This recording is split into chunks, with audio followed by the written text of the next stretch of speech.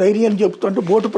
ప్రమాద మత్స్యకార కుటుంబాలకు వైఎస్ జగన్ భరోసా, మృత్యుతో పోరాడి ప్రాణాలు నిలిపిన బాధితుడు కారి చెన్నాకు ఓదార్పు, అండగా ఉంటాం, న్యాయం జరిగేలా పోరాడతాం, ఈ ప్రభుత్వం స్పందించబోతే మన ప్రభుత్వం రాగానే ఆదుకుంటామని ఆమె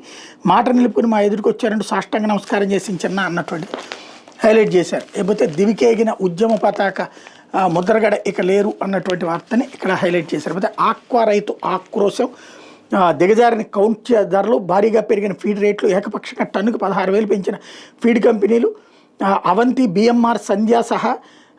మెజార్టీ ఫీడ్ కంపెనీలను టీడీపీ నేతలే, కౌంట్కి 80 రూపాయల వరకు కోత పెట్టిన ప్రాసెసింగ్ కంపెనీలు, పవర్ ఫ్యాక్టర్ నిబంధనలతో విద్యుత్ సబ్సిడీకి సర్కార్ ఎగనామం, వైరస్లు, వాతావరణ ప్రభావంతో ఆక్వా రైతులు వెలువెల, పెరిగిన పెట్టుబడి వేయిన దక్కని గిట్టుబాటు ధరలు, మొక్కుబడి సమీక్షలతో సరి మొద్దు నిద్రలో బాబు సర్కార్ క్రాప్ హాలిడే వైపు అడుగులు వేస్తున్న ఆక్వా రైతన్నలు అన్నటువంటిది హైలైట్ చేశారు.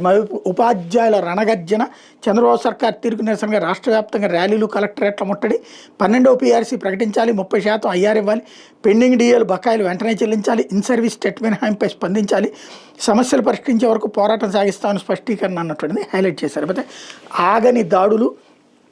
ఇరాన్పై మళ్లీ దాడులకు దిగిన అమెరికా, పలు చోట్ల క్షిపణులు